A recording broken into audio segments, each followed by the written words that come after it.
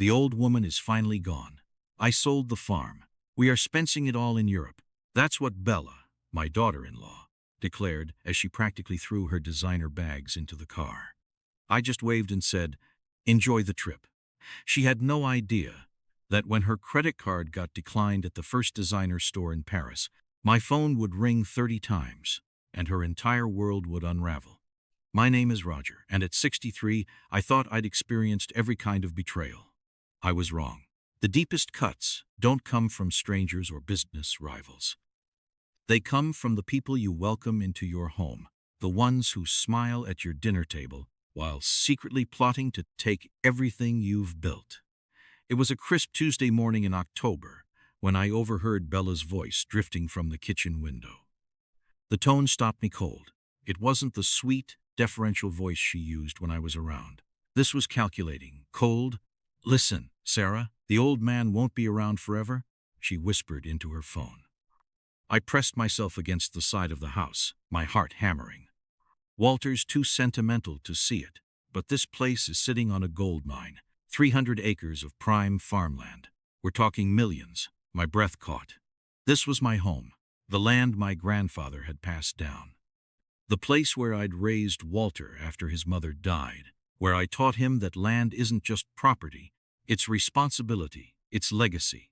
The trick is making Walter think it's his idea, Bella continued, her laugh sharp and ugly. I've been dropping hints about how hard it is for Roger to maintain this place at his age. Poor old thing can barely climb the stairs without getting winded. That was a lie. I'd been working this land for 40 years. My knees might creak a little, but I was nowhere near ready to give up. The farm was my life, my purpose, my connection to generations. Once I convince Walter that Roger needs to be in one of those nice assisted living places, the rest will be easy, Bella said. I already found a buyer who's interested. He's willing to pay $4.5 million for the whole property. $4.5 million. The number hit me like a physical blow. That was more money than I'd ever imagined this place was worth.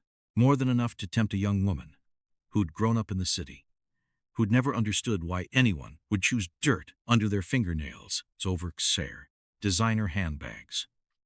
Walter still thinks we're broke from their wedding expenses, she continued, her voice dropping to a sinister whisper. He has no idea about the credit card debt I've been hiding. $28,000 in climbing. This farm sale would solve everything. $28,000. I closed my eyes, feeling sick. Walter worked so hard, putting in extra hours at the construction company to keep up with what he thought were normal household expenses. He had no idea his wife was spending money they didn't have. The best part is Roger trusts me completely, Bella said, satisfaction dripping from her voice. Yesterday, he was showing me all the paperwork for the property, explaining how everything would go to Walter someday. Sweet old fool has no idea I'm documenting everything for the sale. My hands clenched into fists. Those documents were family treasures, deeds dating back to 1892, tax records showing decades of careful stewardship, insurance papers proving this place had survived floods, droughts, and economic downturns. I'd shown them to Bella because I wanted her to understand the weight of what Walter would inherit. Instead, she'd been taking notes for a real estate transaction. Roger keeps talking about teaching Walter more about farm management, Bella scoffed, as if either of them have any business sense. This place loses money every year. The smart thing is to cash out while land prices are high. That stung more than anything. Yes, farming was hard, but this land provided more than just income. It provided purpose, stability, connection, things Bella would never understand because she measured everything in dollars and cents. I need to be careful about timing, she continued. If I push too hard too fast, Walter might get suspicious. But I'm thinking by Christmas we could have Roger settled somewhere nice, and by spring we'd be free to travel.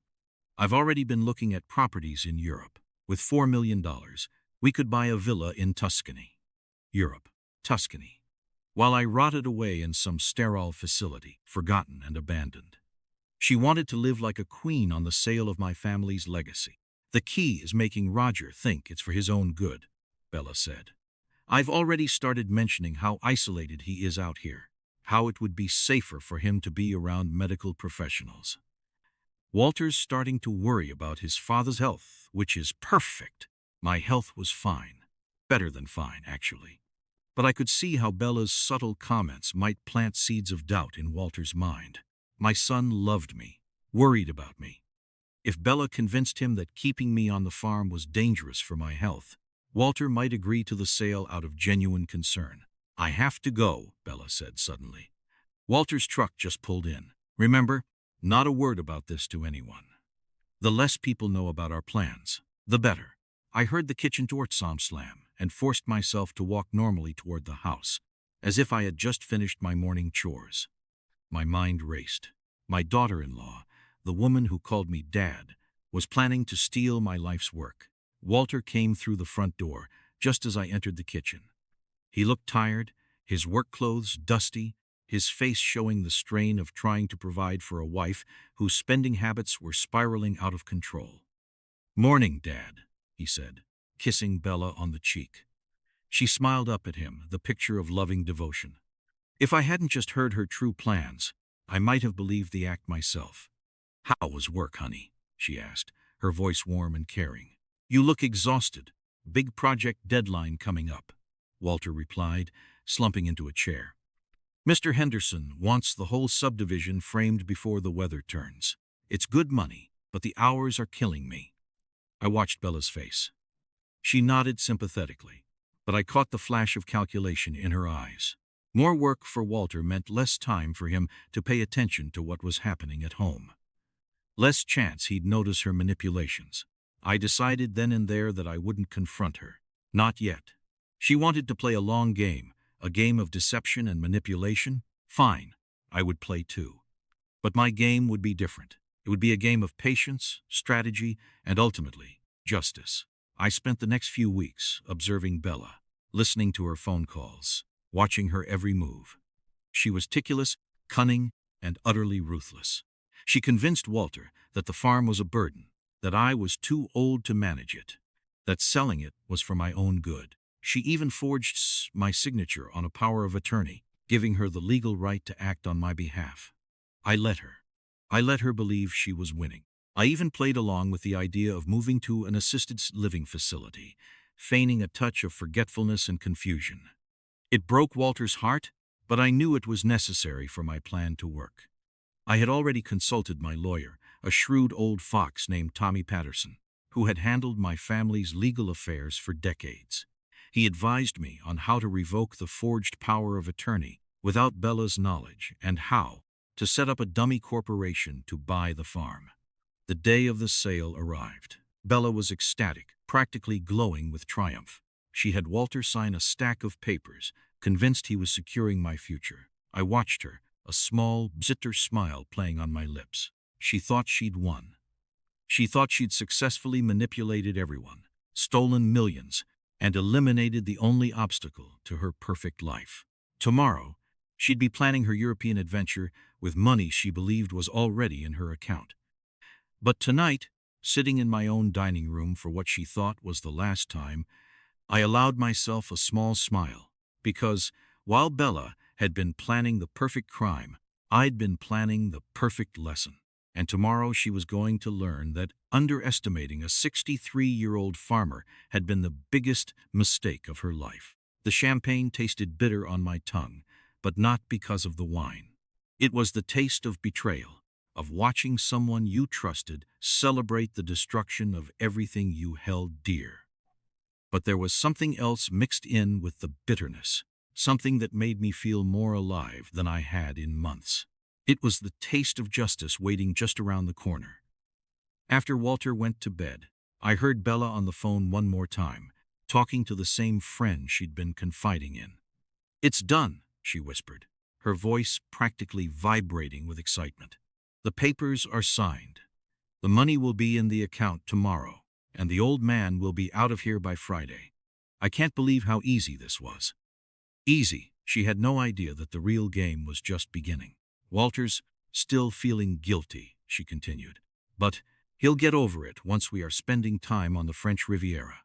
Amazing how quickly grief fades when you're drinking wine on a yacht. A yacht? She'd already mentally spent not just the money from the fake sale, but was planning a lifestyle that would burn through millions of dollars in a matter of years. Even if the sale had been real, her spending habits would have left Walter broke within a decade. The best part is there's nothing Roger can do about it now, she said with a cruel laugh. The power of attorney is signed. The sale is complete. And by this time tomorrow, I'll have access to $4.2 million. That confused old fool handed me everything I needed to take his life away from him. That confused old fool was about to hand her the lesson of a lifetime.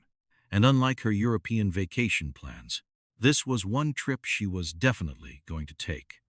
I fell asleep that night in my own bed for what Bella thought was the last time. But I slept better than I had in weeks, because tomorrow the real show was going to begin. Bella left for Europe on a Thursday morning, exactly 1 week after the fake sale. I'd been officially moved to Sunset Manor 3 days earlier, though in reality, I was staying in a guest room at Tommy Patterson's house, watching everything unfold from a safe distance.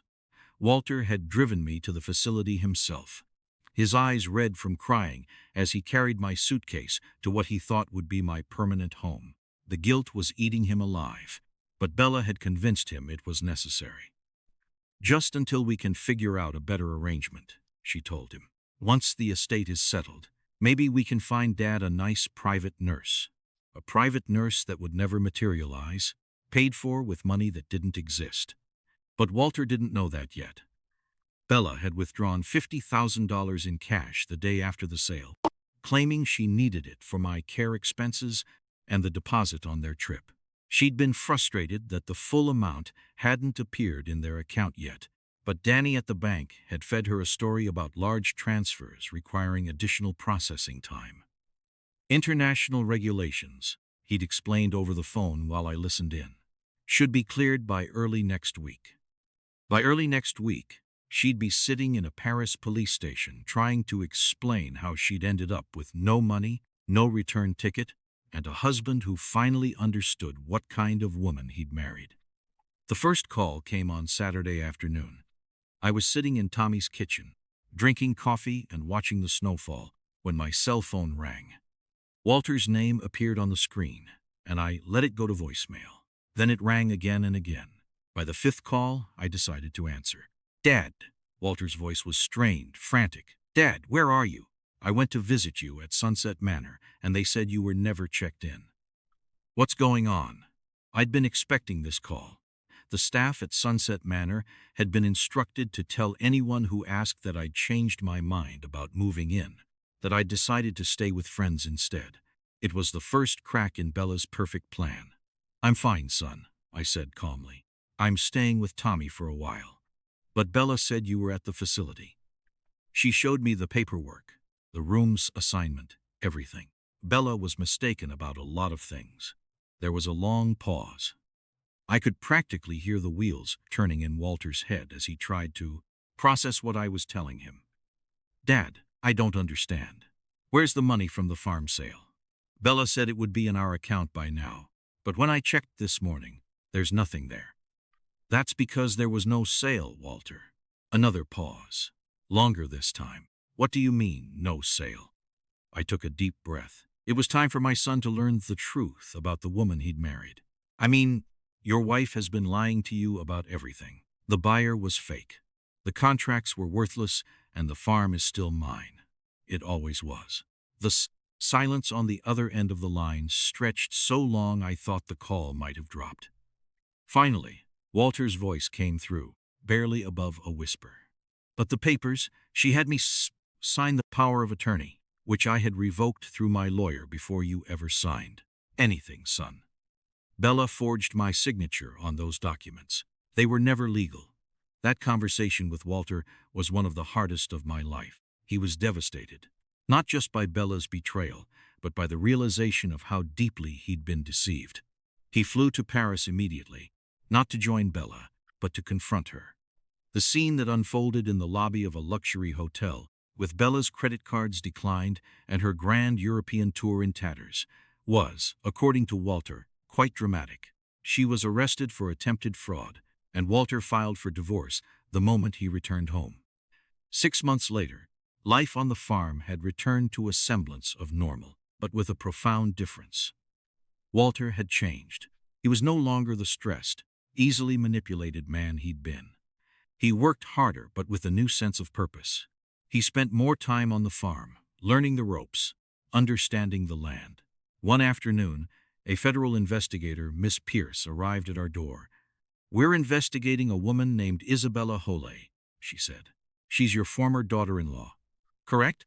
Former daughter-in-law," Walter corrected. "The divorce was finalized last month." "I see. May I ask why you divorced?" "Because she tried to steal my father's farm through fraud and deception," Walter said bluntly, "among other things." Miss Pierce nodded. "We've received multiple complaints about Miss Hollis attempting to sell property she doesn't own, forging signatures on legal documents, and accepting money for transactions that never materialize." "How many complaints?" I asked. 17 so far, though we suspect there are more victims who haven't come forward yet. The total amount of money involved is approaching $200,000. $200,000. In the 6 months since leaving our farm, Bella had managed to escalate her criminal activities to the point where federal investigators were involved. It was both shocking and completely predictable. "What do you need from us?" Walter asked. "Primarily, we need you to testify about what happened here. Your case is particularly important because it shows a pattern of behavior and because you have documentation of her methods." We spent the next hour going through the details of Bella's attempted fraud, providing Miss Pierce with copies of the forged power of attorney, the fake sale documents, and evidence of the hidden debts. It was painful to relive, but also cathartic. Each piece of evidence we provided was another nail in the coffin of Bella's criminal enterprise. "Will she go to prison?" Walter asked when we finished. "If we can prove our case, yes. This level of financial fraud typically carries a sentence of 5 to 10 years, plus restitution to the victims." 5 to 10 years. It seemed like a long time. But when I thought about all the families Bella had probably destroyed, all the elderly people she'd likely targeted, it didn't seem long enough. After Miss Pierce left, Walter and I sat on the front porch watching the sunset. Just as we'd done the night Bella signed the divorce papers. The parallel wasn't lost on either of us. "Do you think she'll actually serve time?" Walter asked. "I think she'll try to manipulate her way out of it right up until the moment they lock the cell door. And if she does go to prison, then maybe she'll have time to think about the choices that led her there." Walter was quiet for a long time, staring out at the fields we'd planted together that spring. Corn was growing tall and green, promising a harvest that would belong entirely to us, with no debt or deception clouding our ownership. "I used to think I knew what success looked like," he said finally. "Big house, expensive car, designer clothes, exotic vacations, all the things Bella wanted. And now I think success looks like this. Land that belongs to your family, work that has meaning, people you can trust." He gestured toward the farmhouse where warm light glowed in the kitchen windows. "Dinner waiting on the table that you can afford to buy with money you honestly earned. That's exactly what success looks like." I agreed. As if summoned by his words, the smell of pot roast drifted across the evening air. Walter had become an excellent cook over the past few months, taking pride in preparing simple, hearty meals that tasted infinitely better than anything Bella had ever made.